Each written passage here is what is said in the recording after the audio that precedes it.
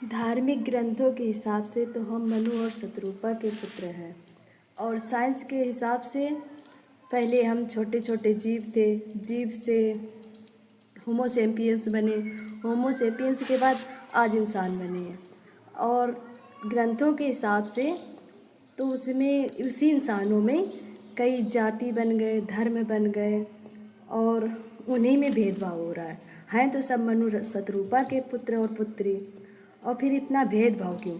और साइंस के हिसाब से तो हम उस वही होमो सेपियन से इंसान बने, सिर्फ इंसानों की तरह देखा जाता है।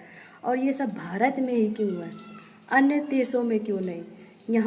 यहाँ पर ही क्यों इतनी अंधभक्ति है और अन्य देशों में क्यों नहीं? 33 करोड़ देवी देवता और ये सब जात पात धर्म सब भारत में ही क्यों है? ऐसा क्यों है? ग्रंथों के हिसाब से पृथ्वी को 4 भागों में बांटा गया था, जैसे सतयुग, त्रेता युग, द्वापर युग और कलयुग। और ये कलयुग का ही क्या 2025 चल रहा है। और ये सारे युग क्या एक साथ समाप्त हो जाते थे? और युग देख कौन रहा था?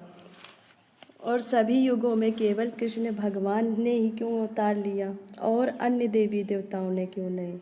और सभी जैसे कृष्ण लीला में देखा था कि सुदामा जी कृष्ण भगवान के मित्र थे। सुदामा जी तो ब्राह्मण बताए जा रहे थे और कृष्ण भगवान को कोई ठाकुर जी भी बोलता है, कोई यादव जी भी बोलता है।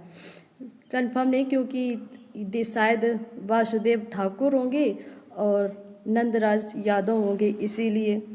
और दूसरी बात, सब वो तो भेदभाव नहीं करते थे, आज के ब्राह्मण क्यों भेदभाव करते हैं? उन्हीं ग्रंथों के हिसाब से राम जी भी त्रेता युग में जन्म लिया था। राम जी ने सबरी के जूठे बेर खाए थे। सबरी जी तो वो बताई जा रही थी दलित, तो राम जी ने उनके जूठे बेर क्यों खाए? उन्हें तो छूत मानना चाहिए था।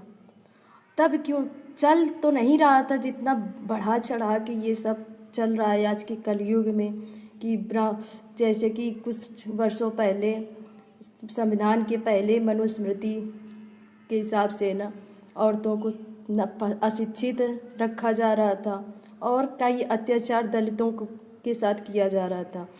और आज भी वही मांग कर रहे हैं मनुस्मृति कि ब्राह्मण क्षत्रिय जो हैं और ओबीसी और एससी एसटी ये तो सब शूद्र बताए जा रहे हैं। और आज इतना भेदभाव क्यों कर रहे हैं इंसानों में? पहले तो नहीं चल रहा था।